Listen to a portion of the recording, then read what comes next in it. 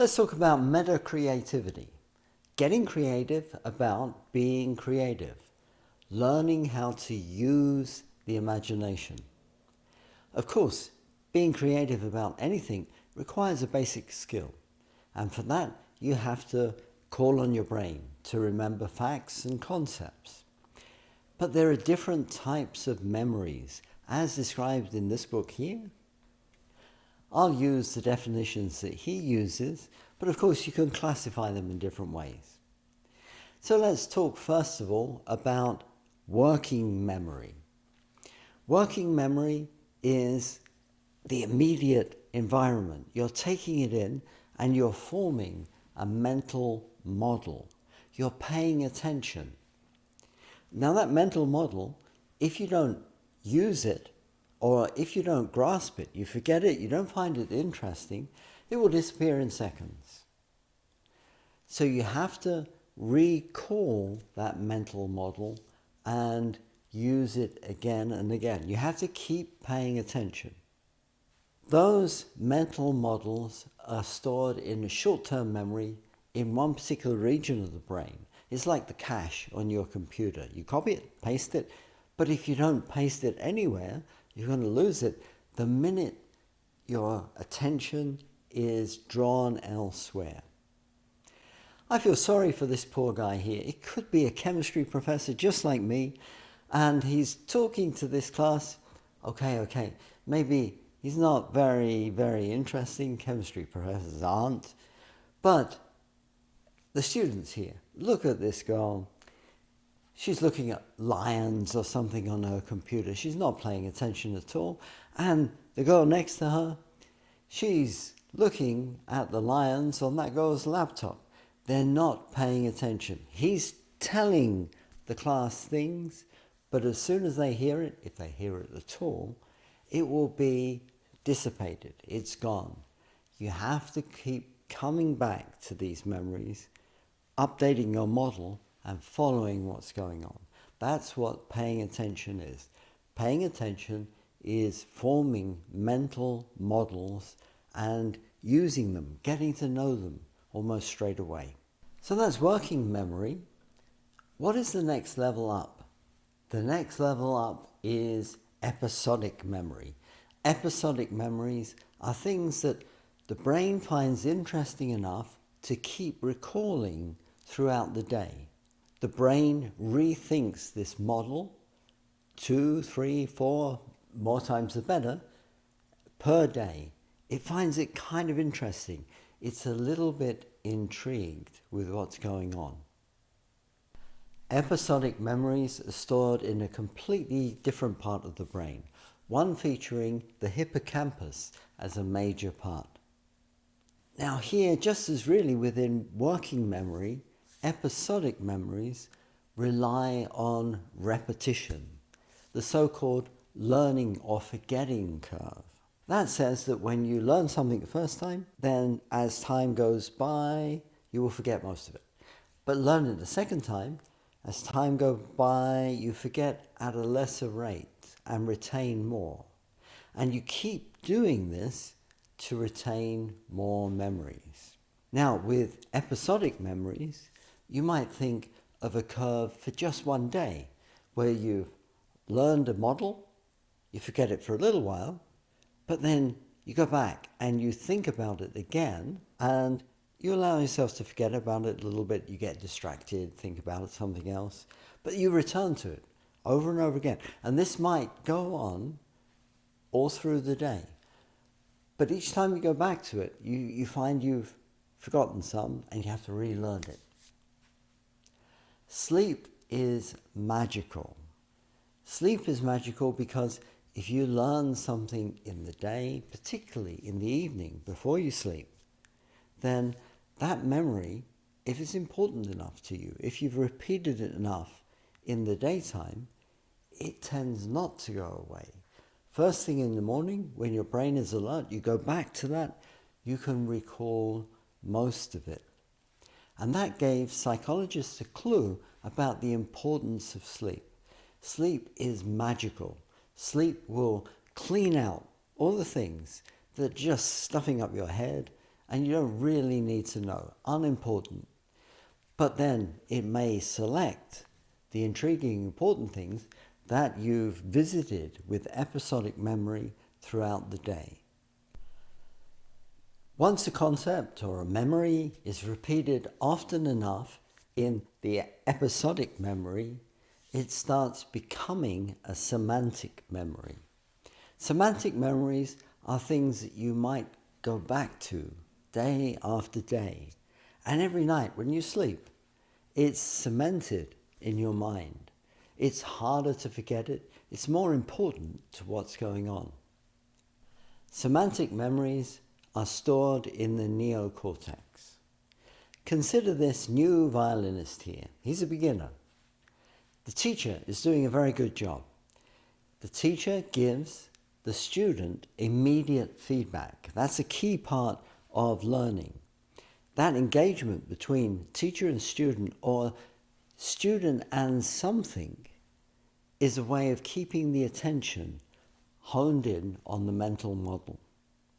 But nevertheless, playing this violin is difficult. The student has really got to concentrate on where his fingers are, which note corresponds to which. It's not easy, it's not fluent. But if we keep going over this, the semantic memories become stronger.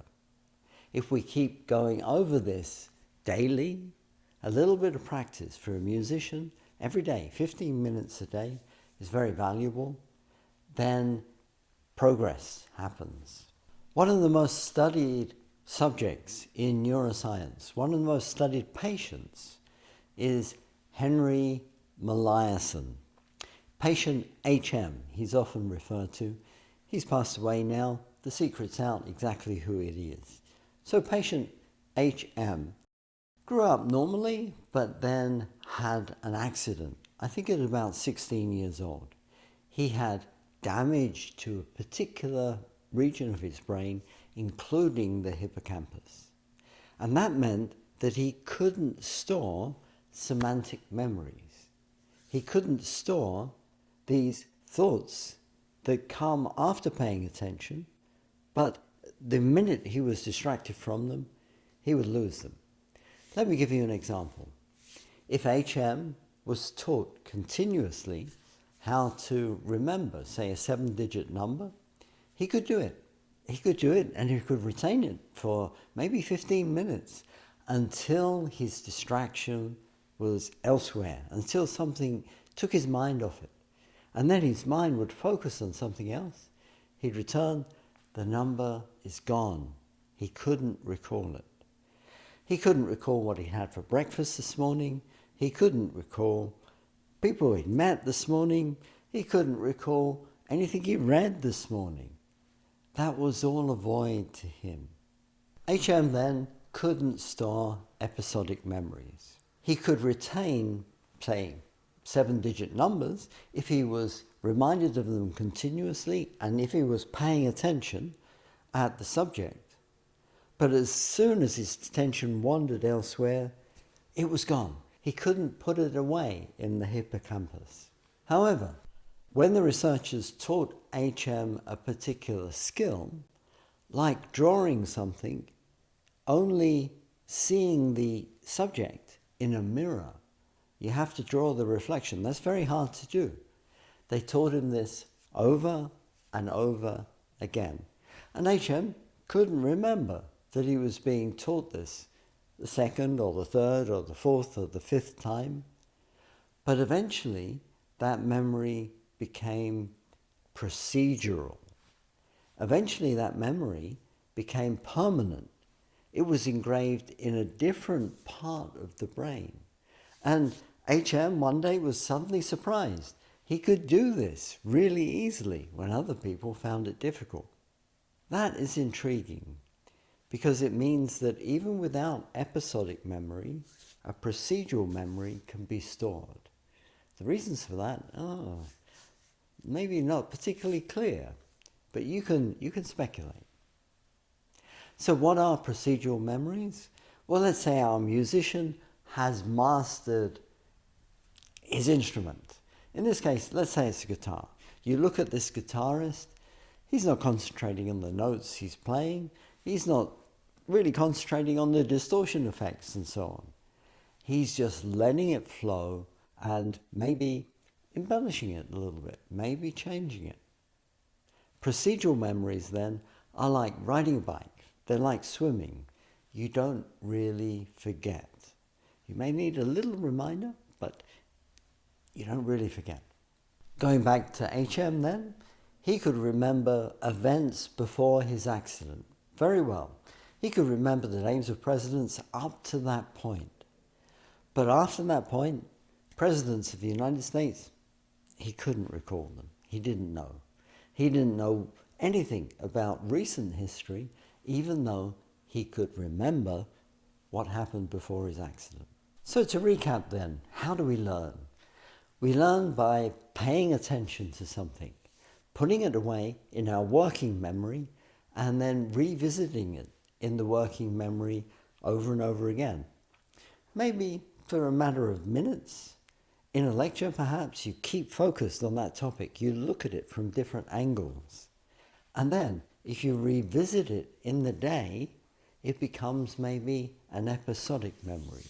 You might find that intriguing, go over that lecture a couple of times in your mind. And each time you go over it, that memory is reinforced. And when you go to sleep, you might think, well, 8 hours sleep, you forget everything. No. Sleep reinforces things that are important in that day. So from working memory then, we generate episodic memories. Episodic memories keep being reinforced. The more times we bring them back, the more permanent they become. Eventually these episodic memories, if we keep repeating them daily, become semantic memories. They're procedures that we know, but we have to think about. We have to concentrate on them. We're not fluent in them.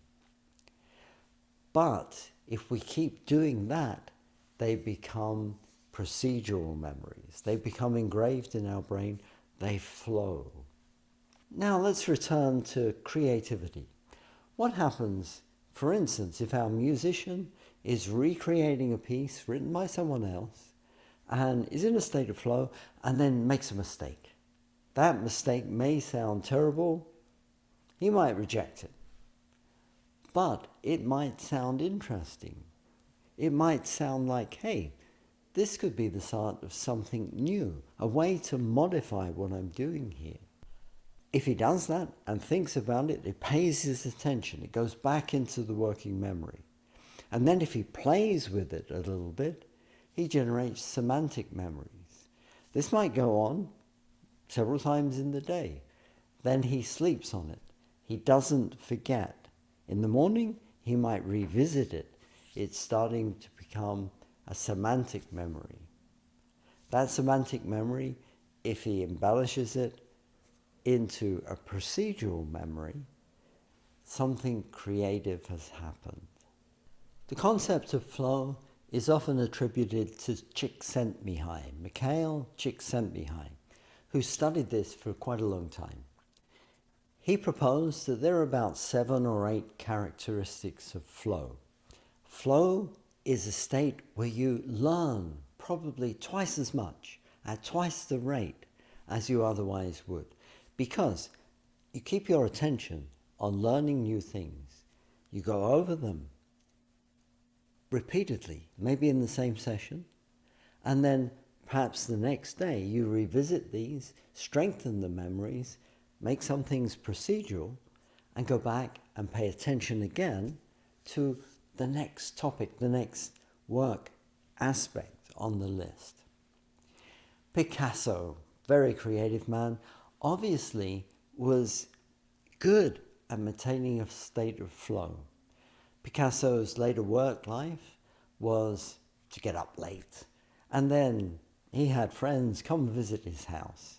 And then in the evening, he might go out for a meal, he'd meet other artists, he'd get inspiration for what they were doing. He'd look at it and pay attention.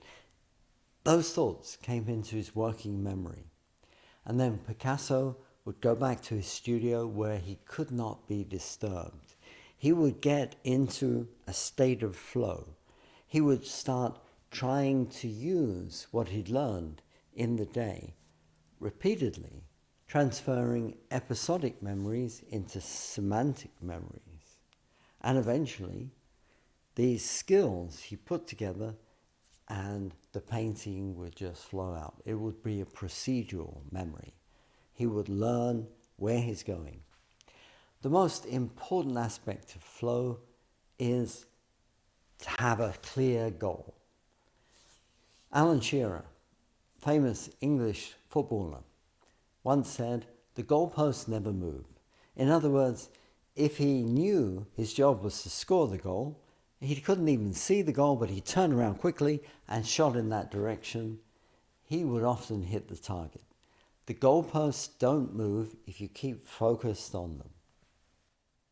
So we can define a cycle that leads to creativity. The first step is learning, generating mental models. These can be concepts, these can be memories. You remember how to do something. You remember a concept. That concept, if we apply it and refine it, it leads to optimal performance.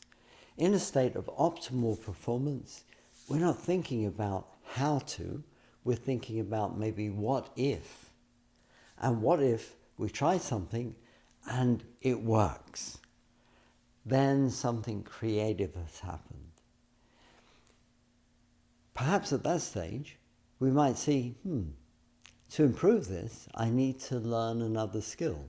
We go back and learn something else, generate other concepts, perfect other skills, and then put them together, probably in a way that no one else has before, to generate an even more impressive work of imagination. We can also talk about this in terms of a pyramid. Learning relies on motivation to pay attention and to keep revisiting in our mind. That leads to optimal performance. Once we have optimal performance, we can be creative. Alternatively, learning leads to a motivation to be creative, to try something new, and that can be incorporated then into our optimal performance.